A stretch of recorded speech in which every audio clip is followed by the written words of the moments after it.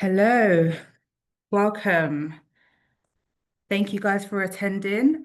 This is our Undergraduate Open online open day for Institute of Paris, University of London. Welcome. Please feel free to utilize the Q&A box in the chat and we'll get to your questions at the end. If we can just go to the next slide, please, Claire.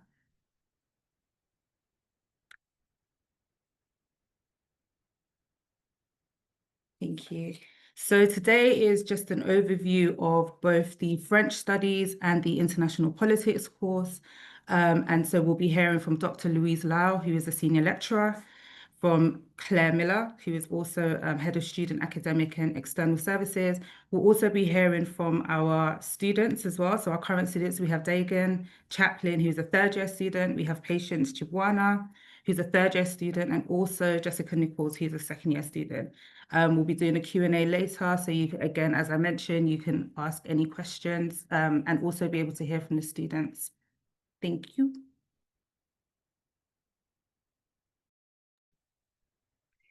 Okay, so I'm Dr. Louise Lyle and I'm the Senior Admissions Officer here at ULIP. And the first question I guess to answer is, what is the University of London Institute in Paris? Now, you've probably heard of the colleges like King's College and UCL, which are member colleges of the University of London Federation. There are also some smaller bodies known as central academic bodies, and that's what we are. Now, students who come to study with us graduate with a University of London degree, and after that they become part of the wider UL alumni community. A good thing to note really is that ULIP is a British institution in every respect, apart from the fact that we are situated in Paris. And a very common question that we get from UK-based students is about funding. So just to answer that straight away, it's worth noting that UK students from England, Northern Ireland and Scotland can access funding, which is to say tuition fees and maintenance loans at the overseas rate from your relevant UK student finance body.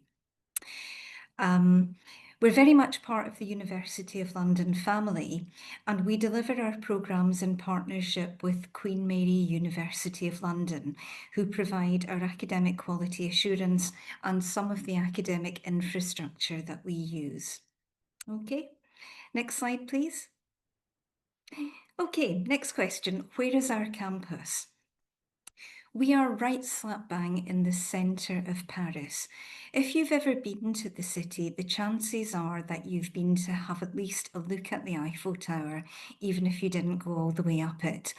Now, the way I like to explain where we are in Paris is that we're halfway between the Eiffel Tower and the Musée d'Orsay. Okay, so very central, and you can see on the map that where we are with the pointer. Okay, next slide, please. Our undergraduate programmes at ULIP include the Bachelor's in International Politics, which is available with or without a French minor, and the Bachelor's in French Studies, available as single honours or with minors in International Relations, Business or History. And all of our programmes are taught over 3 years entirely on our Paris campus, here at the University of London Institute in Paris. Okay, next slide, please. Our general entry requirements are the same for both programmes, which is ABB at A level. Now, for students coming into international politics, we don't make a particular set of subject requirements. We look at everyone who applies to us. And we do have people entering the programme with backgrounds in the scientific subjects, as well as in the social sciences and the humanities. If you want to do the minor in French, we ask that you have a B in French at A level or equivalent. For entry to the Bachelor's in French Studies, our typical offer is ABB with a minimum grade B in French at A level or equivalent. And you'll see on the slide that we've got some equivalencies for the IB diploma, as well as some information about English language proficiency if you're not, if English is not your native language. There is more information about entry grades on the website, and we're also happy to answer individual queries by email if you want to contact us afterwards. Okay, next slide, please. Okay, focusing first of all on the BA International Politics. As I mentioned, this is taught over 3 years in Paris. It's delivered and assessed fully in English, and you can take it with or without the minor in French. People often ask us if you need to be able to speak French in order to come and do the BA IP. No French language qualification is required for the single honours programme, but we really encourage all students on the programme to take advantage of being here to learn French and to take classes to take our non-credit bearing language classes throughout their studies. Okay, next slide, please. Okay, different teaching formats are used in the different modules. You might be in a whole group lecture. Now, in first year, that would bring together the whole cohort. We would currently, our current first year cohort for the programme is around 45 students. So that's the biggest group that you would ever be in. But we do more of our teaching in small group seminars, learning labs, and also taking advantage of the city to go out and about exploring and to do site visits. Next slide, please. Okay, focusing in a little bit more on what you do in the seminars, it's a small group format where you might be doing pre-prepared activities such as textual analysis, presentations, group exercises, or maybe open discussion of a debate question. The learning labs have a more hands-on feel to them. You might be doing peer review work, which is to say looking at each other's work and giving feedback, debates, role plays, developing research methodology skills for your dissertation or other projects, and site visits can be included in there too. Next slide, please. Okay, so year one, a basic outline of the integrated programme, which gives you 9 contact hours per week. It's fully core modules in year one, which is to say that you don't have there is nothing that you choose. All of the modules are chosen for you. And that's great for giving everyone a common grounding in the core skills that you're going to need as you move on through the successive years of the programme. The module at the bottom of the list there, ULC 160, Issues in Contemporary French Politics, is a module which is taught to international politics and French students. So you're mixing with students from the other programme taught at the Institute. Okay, next slide, please. In year two, you have another 90 credits of core modules which build and develop very directly from what you were doing in first year. But you also have a further 30 credits where you can exercise free choice from a wide range of options covering areas like history, literature, visual culture, gender theory, cinema studies, or business, for example. Another 9 contact hours per week, but the opportunity arises to define and follow your own personal interests. Okay, next slide, please. And in year 3, you have 90 credits of core modules, again, following on from what you've been doing in the first 2 years, with a further 30 credits of electives. And you can focus on contemporary theory, a range of different courses which engage with environmental issues, colonial history, literature, or even translation if you're on the French minor. And slightly fewer contact hours, but you're going to have a much bigger reading list and a dissertation, a research dissertation to work on. So, that extra hour is going to come in useful. Okay, next slide, please. Okay, so if you choose to do the minor in French, it's 90 credits from international politics and 30 credits in each year of French. Now, those 30 credits will include they will include 15 credits of core language, but you can also choose 15 elective credits, which might be a further language module, or it might be a content module, areas like history, literature, business, etc. Okay, next slide. And each year of study includes those 15 credits of core language, which will help you to develop your core skills of, speaking in different registers, listening, writing and reading in French, as well as giving you the opportunity to follow your interests for the other 15 credits. That French minor will add 4 contact hours per week to your schedule. And there's a degree of flexibility there. You can choose to develop further French skills. You can choose a content module that complements what you're doing in your IP modules, or you might choose to do something that's completely different and completely unfamiliar. Okay, next slide, please. Okay, moving on to the BA in French Studies. We focus on 2 different kinds of modules there.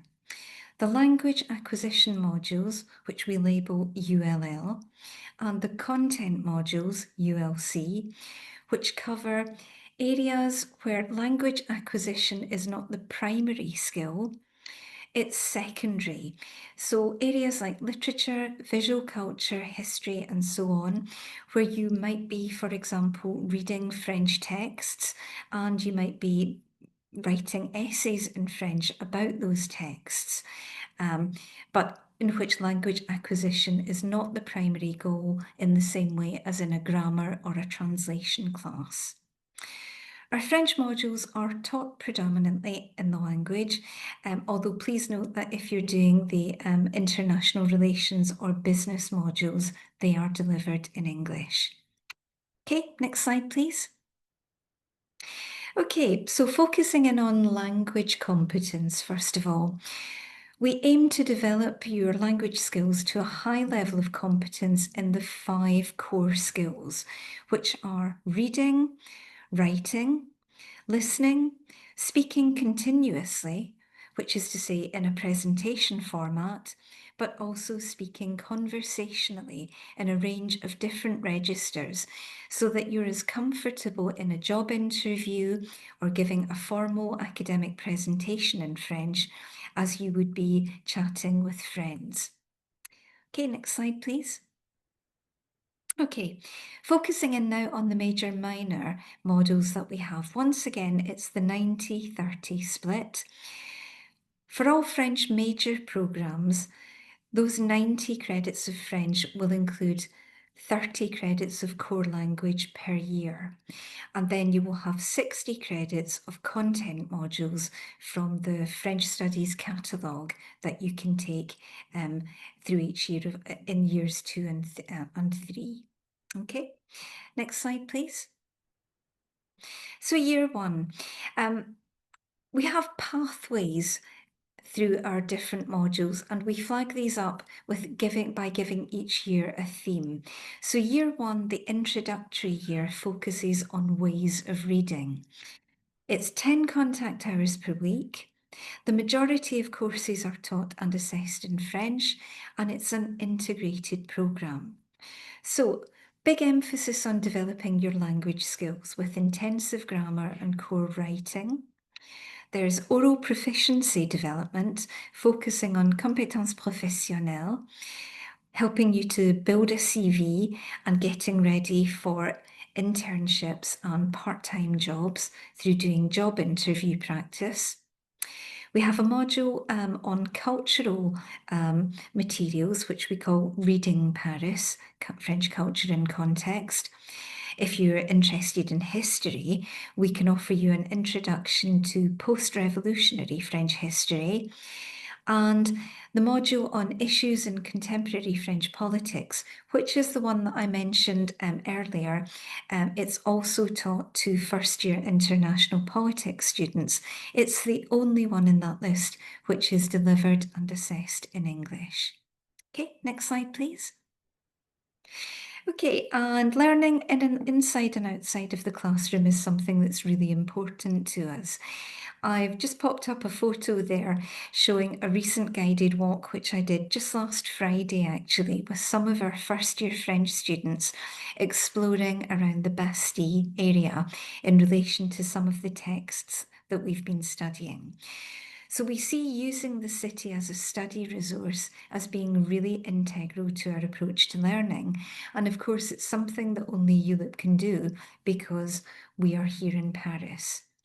And site visits and guided walks are very much part of your learning activities. Okay, next slide. Okay, year 2, we're looking at ways of thinking. So you carry on with your compulsory language modules and we introduce translation from French to English and English to French, allowing you up to 6 hours a week on core content, 2 hours a week on a new core content course, which will focus on rethinking Paris with urban and global Francophone identities as its focus, and leaving you 2 15-credit modules from a broad choice, which may be taught in French or in English. Now, those modules in English are typically open to the international politics students, and they cover a wide range of areas. So your contact hours will be 11 per week, and it's an opportunity to define and pursue your interests. Okay, next slide, please. Final year, year 3, it's all about ways of knowing. We continue with the core language modules, advanced translation, advanced French discourse, and Knowing Paris, which is a research dissertation module where you get to define your own topic and to develop it with supervision from the academic staff here. And that's complemented with modules taken from a broad choice of research-led specialist content modules. So some of these are delivered in French. I teach a final year module on late 19th century French literature, for example. Others are taught and examined in English, covering a wide range of topics once again. And you have slightly fewer contact hours in the final year, 9 per week, but again, your reading list is going to be much bigger and you're going to be developing your independent research skills. Okay, next slide, please. So assessment formats. Now they vary according to the learning objectives of the module, as is the case in the IP modules. We cover a broad range of different kinds of assessment. There are lots of different kinds of written coursework that you might be doing, as well as the traditional essay. It might be a commentary, a book review, an annotated bibliography, or even an annotated translation. Obviously, with the emphasis on oral skills, presentation is something that we ask you to do as well, and that might be individually or in a group. And of course, you get the chance in final year to hone and develop your research skills in the dissertation. The language acquisition modules also typically include a component of on-site written examinations and oral examinations. Okay, next slide, please. So if you're doing the history minor, that's going to be 2 contact hours per week. 30 credits over the year, and we've given some of the options which are available in history in the different years of study. Some of those are taught and examined in French, for example, the first year module, Histoire et Histoire, but others are delivered in English, like France, Britain, and Empire. And there's also the possibility, of course, that you could do your final year research dissertation on an approved history topic. Okay, next slide, please. If you're doing the business minor, again, 2 contact hours per week, 30 credits in each year of study. We've outlined some of the modules that we are currently offering for that minor. You will see that there is an international flavour to some of them, notably the European business contexts in second year. And we also offer a module on financial accounting in final year, which is introductory, and there is no requirement to have a mathematics qualification for that. Okay, and next slide, please. And finally, if you're doing the International Relations minor, again, 30 credits in each year of study, 2 contact hours per week. You are taking some of the modules which are taught as part of the International Politics Single Honours. So the Doing International Politics strand through each of the years, starting with theories and actors, methods and practices in the final year. Okay, next slide, please. Okay, so students come to us looking for a particular kind of experience. Living and studying abroad for the whole of your degree offers a particular set of challenges and real potential for personal and academic growth that you won't get anywhere else. So I've got a couple of quotes from some of our recent graduates. Emily graduated from the BA International Politics a couple of years ago, and she notes, "I found that politics covers a very diverse range of topics, and it can be interpreted in so many different ways. For anybody that wants to study in a beautiful city, be away from home and have a little bit of an alternative university, I would 100% recommend it." Tom, meanwhile, was from the French Studies programme with IR. He graduated last year, and I know that he is now continuing postgraduate studies in one of the Parisian universities. He notes that the best thing was being able to explore Paris, because in lessons you learn about French culture, the political system and history, and you go out and you're immersed in it. You're a stone's throw away from all of these really famous sites that you read about in books and see in media, and you're actually living it. It's almost surreal. Okay, well, thank you for your attention, and I'm going to hand you over to my colleague, Claire Miller now, our Head of Student Services. Thanks, Claire. Thanks, Louise. Okay, so as Louise just said, I'm Claire Miller-Bersoulet. I'm the Head of Student Services. So I'm going to talk about a few of the practical matters. So moving to Paris, for those who are not Paris-based, is obviously quite a big step. I think going to university away from home is often a big step, but if you're moving abroad to go to university, that's even bigger step. So I just wanted to provide some reassurance that we kind of do provide a lot of guidance to students to help them along the way.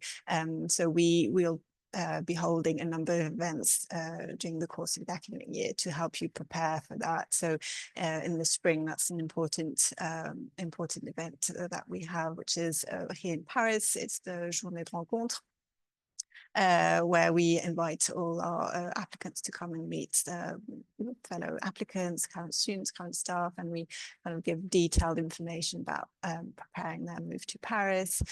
We also have a webinar in May to kind of talk through some of those processes, and we also provide guidebooks and presentations to help students. So those will cover things like accommodation, applying for a visa, applying for student finance, and kind of our bilingual student services team is always happy to help with individual questions as well. To say a little bit more about the accommodation side of things, I won't spend too long on this because we will provide kind of more detailed guidance to applicants throughout the year. But just to explain that we don't have our own halls of residence. We work with private halls providers. There are several in Paris and in France. The two that we work with are Nexity Studia and Estudine, and they each have various locations, and we currently work with Nexity Studia in the 12th arrondissement of Paris and in Vanves, and Clichy, and Estudines at the Ivry residence. So all flats are fully furnished. They each have their own private bathroom and kitchen, and you enter a contract directly with the University of London, which is all inclusive, which makes it nice and easy. Rent is also paid in pounds, which makes it easy for students from the UK who are paying with their student loan, and they don't have to worry about the fluctuations of the exchange rate. And it's for 9 months to cover the academic year, so from September to end of May. So not all are, so we give priority to new students for the halls. We generally can offer a flat to all the new students, first year students who want to stay in the flat, but that's not the only option. We'll hear later from our students that not all of them went into hall in the first year, and they'll tell you about what they decided to do. So it can be living in a studio flat, which they've rented from the private market, flat sharing, or living with a family. So one important thing to know about ULIP, it's not a big institute, but there's a very strong sense of community among the students and between the students and the staff as well. So Louise already said a little bit about how learning outside of the classroom is an important part of what we do. So there are guided walks, visits to museums frequently in the year. There are some of our students have had the opportunity to join some of our academics at conferences or film festivals in recent years. They have also been Model EU, Model UN events. I think last year they a group of students and staff went to New York and Brussels and one other place, I can't remember now. And there's also a very active student union who organise student-led activities and events as well. So now I'm going to kind of ask our students if they can come on camera, and I'll ask some students so that they can share their experience with us. Okay, so first questions, if you could just briefly introduce who you are and what you study. Someone's going to have to go first. I can start. Hello, I'm Dagan. I'm a third-year student and I'm studying international politics. I'm from Birmingham, and I take some French courses on the side, but it's nothing to do with the actual course. I'm just doing the politics degree.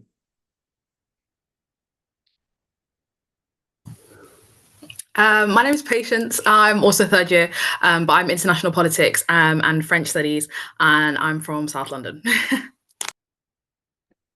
And I'm Jessie. I'm second year, and I do French studies with international politics.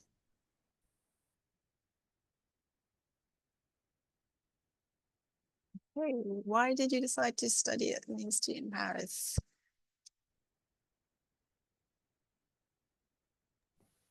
I'm gonna do the generic answer. If you ask me when I started doing GCSE French, what do you want to do? I was always I want to move to France. I didn't care where it was. I was just I needed to be in France, and I'd never actually heard of the university until until I was applying, and I sort of chose all my other universities on UCAS, and then my French teacher had mentioned it, and then she was there like, hey, this sounds like it would be a good option for you. And I was like, well, I mean, I always wanted to move to France. So this university was sort of like the gateway to come into France. So that was sort of the reason that I ended up deciding to choose it, because I was there like, I want to stay in France and, you know, look at sort of the domain I want to go into. I want to do it in France. So I was like, this is a good gateway to get into that like professionalism. Dagan? Oh, sorry, Jessie.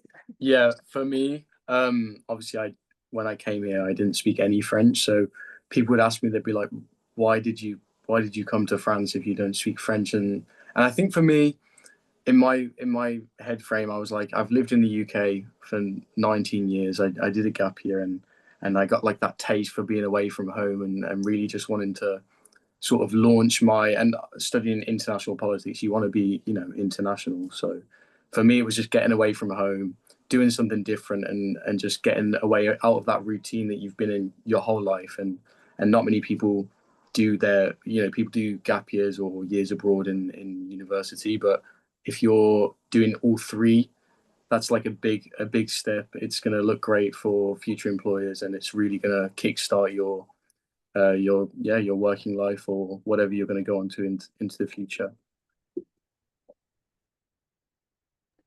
My answer is slightly different because I was already living in Paris before I came to ULIP, so it might be less relevant, but I knew that I wanted to stay in Paris. I worked as an au pair for a year, and it has all the advantages of being a UK uni and being able to stay in Paris.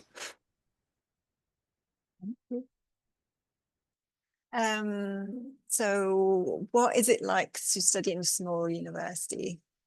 What do you have to say about that?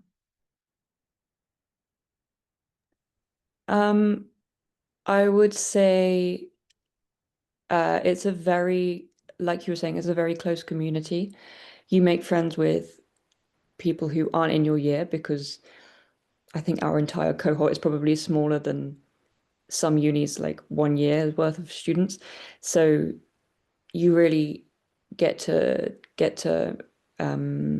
what's the word, like cross paths with a lot of different people. But I personally quite like it. I think it's very different, and obviously I don't have the experience of going to a big campus university, but I think you feel quite well supported. Like, you know that there's people around you, you know where you are, you know what you're doing. You know, there's a sense of you feel quite sure of yourself because you know where you stand with everything.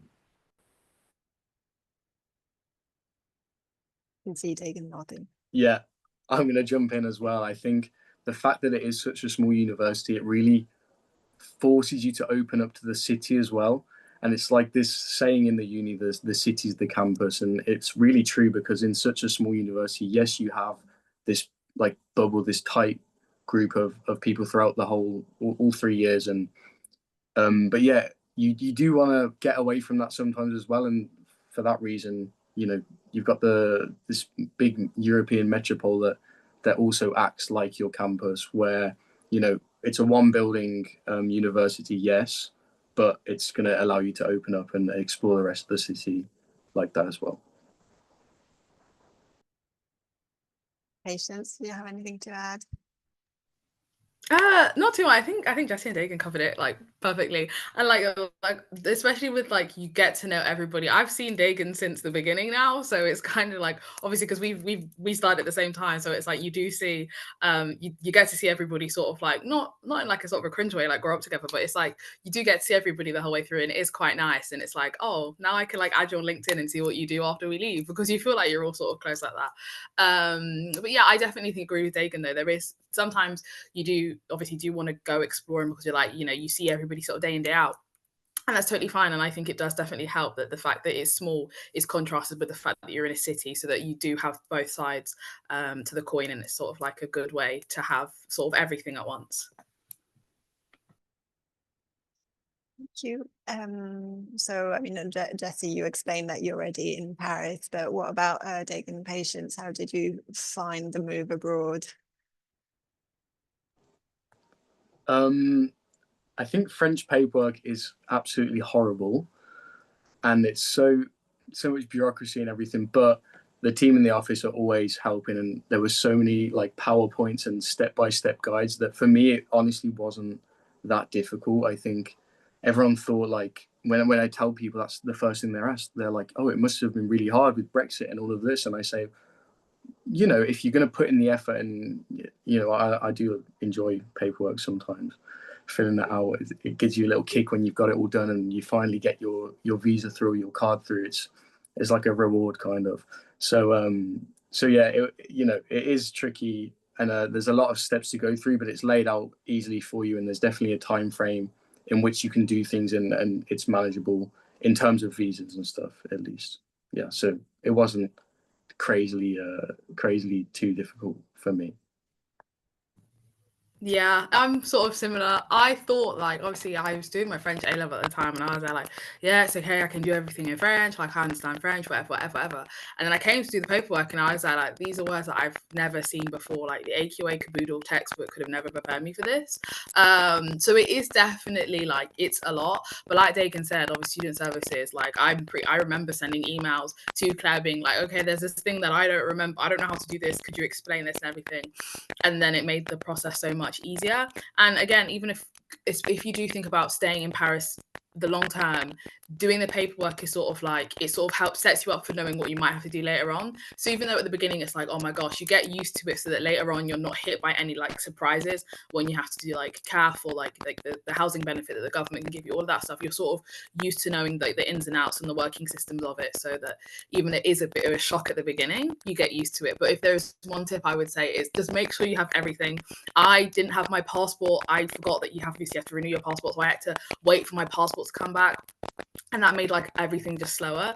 So if anything, if you already know now, like with certainty, like this is my university, I would say get those papers ready now. Just make your life easier. Thank you. Okay, so what would you say about the best thing about Paris, and in terms of kind of living costs for a capital city? For me, it might be a bit nerdy or something, but I love the metro. I love just the fact you can get around the city so easily. Everything is I'm not from London, or you know, I'm from Birmingham, so for me to have, and it might be a different answer for those from No, I London know what with the you mean. I know tube, what you you know, it's like everything, it just seems so well funded and so like well done here. It's the capital and it's beautiful, and you know, you've got buses, trains, like the RER trains, the metro, and everything. You've got 3 airports as well, so it's really well connected in that sense. And I think I'd never experienced that not being from a capital city before. So for me, it was a bit of a big jump, but you know, it's this metropolitan life, and you know, everything just seems funded and well done here. Yeah. Yeah, and it's also a lot smaller than I think a lot of people think. Everything's quite close together, and yet there's so much to do. Like, I think that's what they mean. People say it's like rich in culture. Like everywhere you go, there's so much to do, even though, you know, we're so close to the Eiffel Tower, we're so close to all these museums. And I think that also helps with like the metro. I mean, I don't know why you love the metro that much, but I love it. It makes me feel like a Yeah, proper it's Parisian. nice. Yeah. No, I think comparing it to like, for me, and obviously like if you've been to Paris already, you'll understand. If you're going to come, then you'll get to know. For me, I just feel like the worst metro line for me out of all of the ones in Paris is the line 13. And it feels like every single like underground in London is like the line 13. And I'm just like, why is like Paris is so efficient, and like I feel like I can breathe, but like every time I can only go on the Elizabeth line and breathe. But everywhere else, I'm like, oh my gosh, Victoria line, I'm sweating. Everything's just a mess. So I get the metro thing. In terms of cost, though, that's just reminded me, because obviously I think in terms of cost, if you manage yourself well, it makes things a lot more easier. For example, like the student subscription to get onto public transport. So you can get basically everywhere in Paris and even beyond Paris. So like there's like Paris that's like shaped like a snail, and then you have like Ile-de-France, which is like everything on the outside. You can get a Metro card, and I think now for me it costs 42 euros or something like that per month, which is like 38 pounds or something like that. And that means that you can travel so much more. You can do little like excursions on the weekend, all for like such a reduced price over the month. So I think there's a lot more student offers in Paris compared to like the UK, which means that you can reduce your costs that way. But that being said, though, with the maybe not necessarily surplus, but maybe extra money that you might have aside, do obviously, manage it wisely and manage it well so that you don't sort of find yourself in like a sticky situation at the end of the month or something. Yeah, and I was also just going to say that there's so much, it's such a good student city. Like there's so many museums and things that are completely free for students. You just have to have proof of your student visa. Yeah, so you have to take use of that. Thank you. Okay, so earlier I said a little bit about what accommodation was available to ULIP students. So can you share your experience of accommodation? Where were you living when you first arrived? Where are you living now? Yeah, so for me, I started out in Ivry-sur-Seine in the SGDs provided by the university, and it was great. I mean, I really liked the fact that it felt, so it wasn't a hall. I had my own studio, and I think that's the same for all of the accommodations, but it felt hall-esque because I had on my floor 2 or 3 ULIPers, on the one above 2 or 3, and on the one below maybe 4 or 5 as well. And it was really great. I like to have my own space, so I could go hang out in their rooms, hang out in the social space, and then retire back to my own little space there as well. But it was great. At least in the Ivry one, it was brand new, or there'd only been one person in my room before me, so it was really like fresh paint, like everything was working. It was well equipped, and it I don't know, it was good, and it was nice to have the whole situation to make friends at the start. We formed like a little Ivry group, and we'd have our local bar, and yes, we'd go and meet everyone else from uni, but we'd all come and leave together, and it was really good to have like a solid group that way. And you can still find that, of course, and you're not going to be excluded if you don't go for the university accommodation. But if you want I don't know, someone you can travel to uni every morning with, and then someone you can come back with, or go to the local bar, then that's probably the best way to do it. And where do you live now? And now I live on my own in the Marais, so in the 4th arrondissement. It's really loud outside. You can't hear it. I've shut my window, but it's really bustling. It's crazy. Like Ivry and the Marais, 2 completely different worlds. One is in Paris, in like the motorway ring, I guess you'd call it, and then the other one was in the suburb. And I do much prefer this place, but I'm glad that I got to see another side of Paris, one that isn't so Parisian looking, and it's a bit more industrial, a bit more modern even. But yeah, it's nice to have seen both things as well.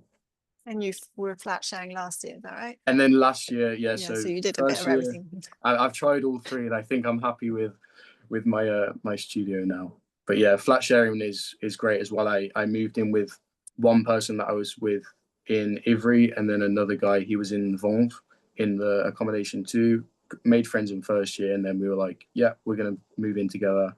I think we decided by October or December time, and then yeah, we started looking not too long after, and then yeah, moved into a 3-man in the 20th arrondissement, which was another cool place. I would say I've been quite loyal to, to sort of where I stayed. So ULIP later on, they send an accommodation guide, so to help you to sort of with the accommodation, everything. And I was looking, and the first thing that came into my head was I was like, I'm on a student finance budget. I want to find like the most like economically friendly like way of basically finding housing. And I ended up choosing colocation, so that's living with other students, but not through like Nexity or Estudine. It was more so like they are other like different students. And what I really liked about mine was that there's like an expression in French, I'm totally going to say it wrong, that they like say c'est en forgeant qu'on devient forgeant, and it basically means that like when you do something with practice, you like become a professional. And because I was like, well, French is my minor, I really wanted to put myself in a situation where I had to speak French. So I was like, well, if I'm moving with French people, then I have to continue speaking French, even if I'm only not, I'm not doing it as much at university anymore. So I really did like living in colocation, and I've stayed here. I moved here in 2023. And I'm going to stay here until at least the end of the bachelor, so 2026, and everything. And I found that it's really, really nice as well. Compared to Dagan, I've actually never lived in this like center of Paris. I do work in the Marais, which is really, really nice. But I actually live outside of Paris. And part of that was obviously just because of price. So for full transparency, at the beginning, I was paying 520 euros per month. And then I got CAF as well. So that obviously helped as well. So I found like that was actually a really good deal for me.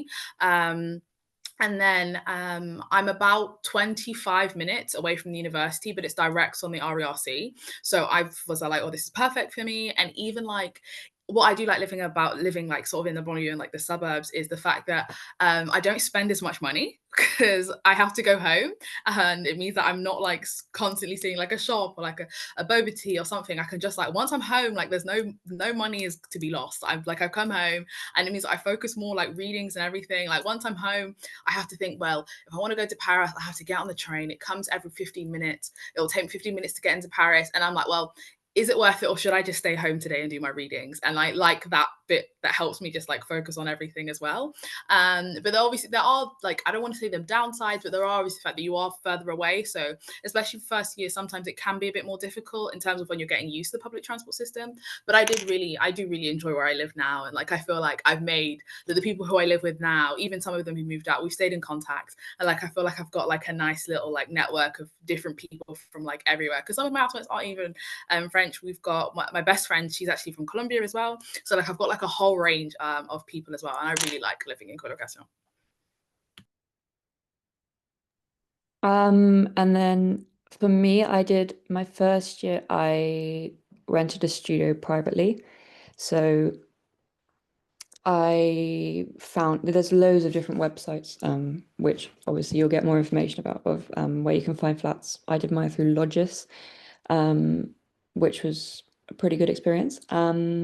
And then this year I'm living with another girl from ULIP who, we did similar to Dagan did. Like we decided pretty soon after starting that we were kind of compatible to live together. And then we started looking very early for several different reasons. But because of that, we did manage to find a really nice flat in Paris, which is pretty amazing. Yeah, and I don't know what I'll do next year. We'll see. Thank you. Hey, I'm conscious for time, but we do still want to hear about your experiences. But can you perhaps like quite briefly talk about whether you work alongside your studies? I'll go really quickly. So before I started uni, when I was already in Paris, I did my TEFL qualification, which is teaching English as a foreign language. And now I teach English as a foreign language. I do it privately, like as a tutoring sort of service, but I know other people that do it through language schools. Especially if you're a native speaker, they're always looking for teachers. So it's a pretty good student job, I'd say. I think I started at the start of the second semester, first year, at an English bar chain thing.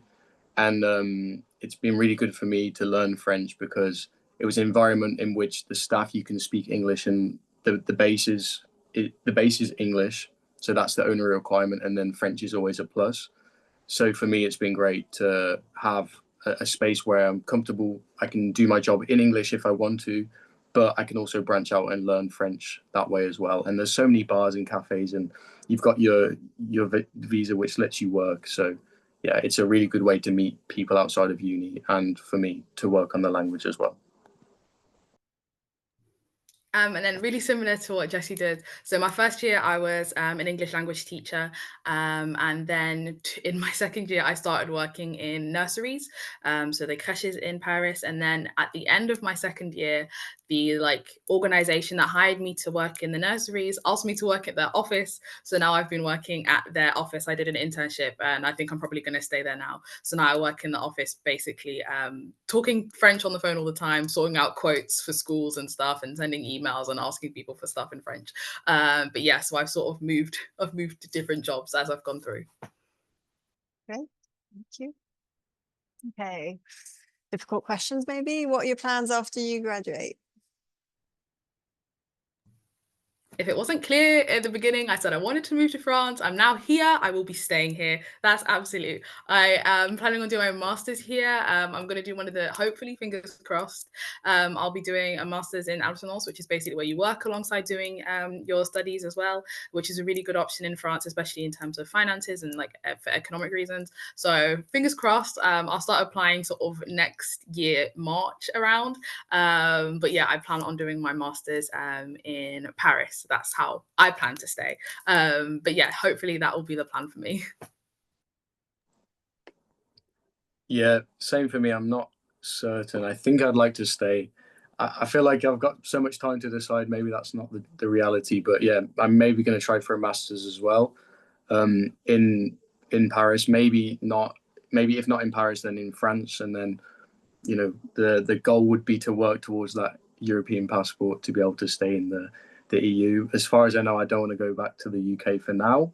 London maybe could be on the cards, but yeah, I'm not. There's nothing, too set in the plan.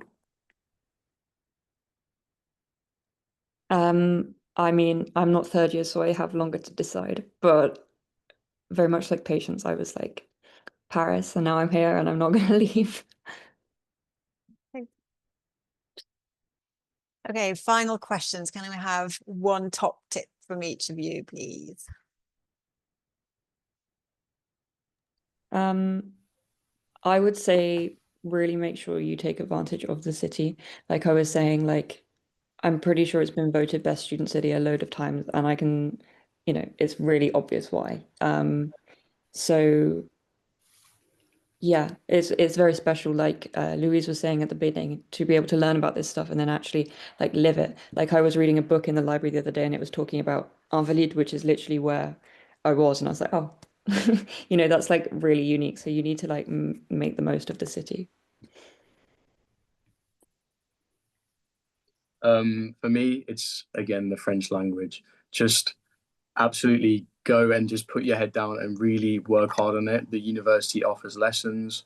Take advantage, even if you have to drag yourself out of bed at 9 a.m. on a Monday. That's what I used to do, because you do want to be able to speak French here to get the most out of the city. You have to have some level of understanding. I didn't know anything, and as I've learned, I've unlocked more of the city, and you can speak to more people. You can go to bars and meet other young people and whoever. So yeah, really just put yourself out there and learn the language. If you're coming from French A level, then just don't be shy and just speak to everyone you can.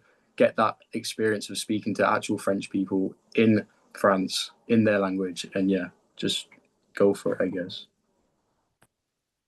Yeah, so similar advice. I mean, I already said earlier on, please get the paper sorted out whilst you can, because especially if you're already sat on it, please scan those birth certificates, scan everything, bring copies now. If you're set on coming here, which I would totally 100% recommend, 10 out of 10, please do.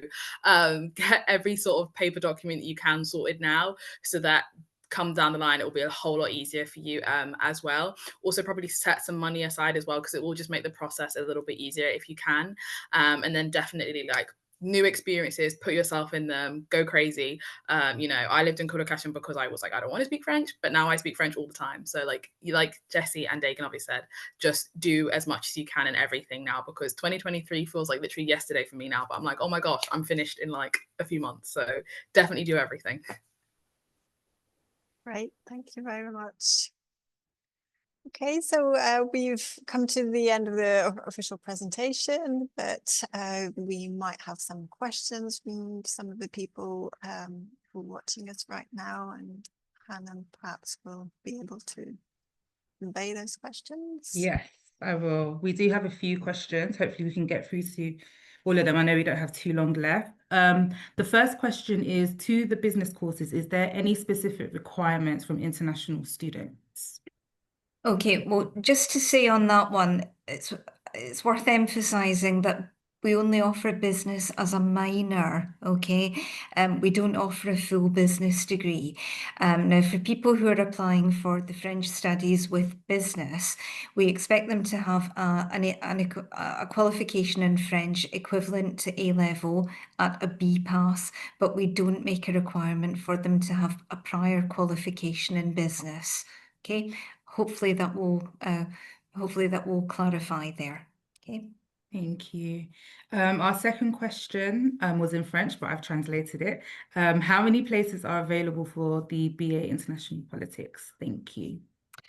Okay, well, this year, Claire can correct me, but I think we took on somewhere between 40 and 45, is that right? Yeah. Okay, so we would expect it to be similar next year, probably about around 45 maximum. Thank you. We have another question. Can the team help with finding jobs? So, I mean, I think a lot of jobs are passed on from like students who are leaving the university or leaving their job to kind of other students. We, like through the Student Services Office, we also receive some job offers from alumni or just people who know ULIP who are looking for students. So, so there are kind of some avenues through the university to find out about opportunities, but I think as all the students here have already said, kind of the French language is something that is sought after. So like if you want to find a job, it's not too difficult to find a part-time job, I would think. Thank you, Claire. Another question we have, what is the acceptance rate like? Oh, that's quite a difficult one to answer. Statistically, I mean, we get some, looking at the last couple of years, we probably have something like 2 to 3 applicants, between 2 and 3 applicants per place. Instead of thinking in acceptance rates, however, I mean, what we try to focus on is ensuring that ULIP is the right choice for applicants. So that's why we do these kind of events. That's why we interview all candidates who look as if they're going to meet our basic entry requirements, and we want to work alongside you to help you decide whether ULIP is the right choice for you. Okay. Thank you.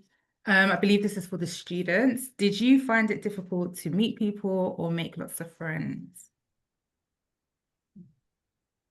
I think before, obviously, like any uni, you have Freshers Week at the beginning of first year, where you meet all of your like classmates.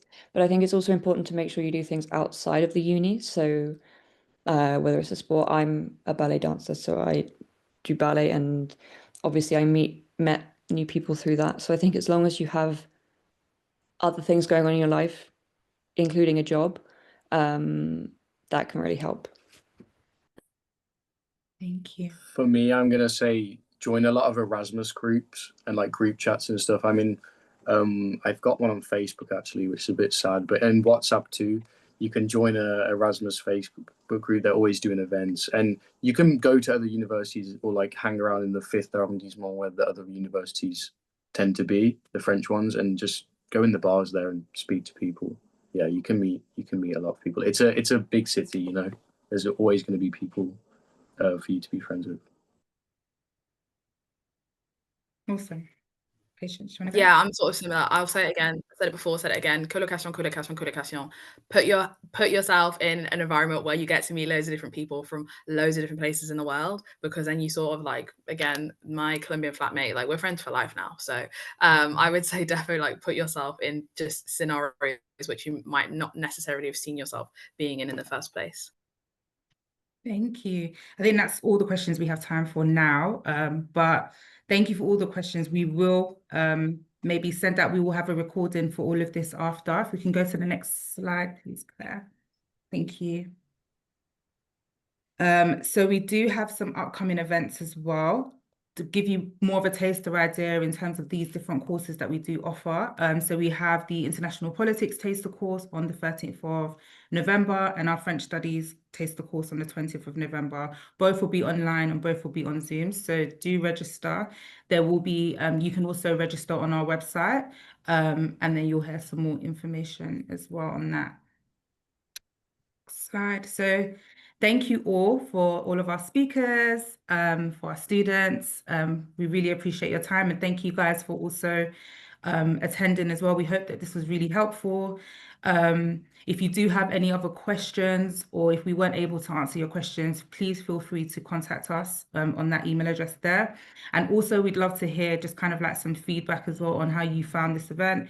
If it was helpful for you, please do fill out the survey, which will be sent in emails. You can also scan it there, and there will be a link as soon as this webinar is over.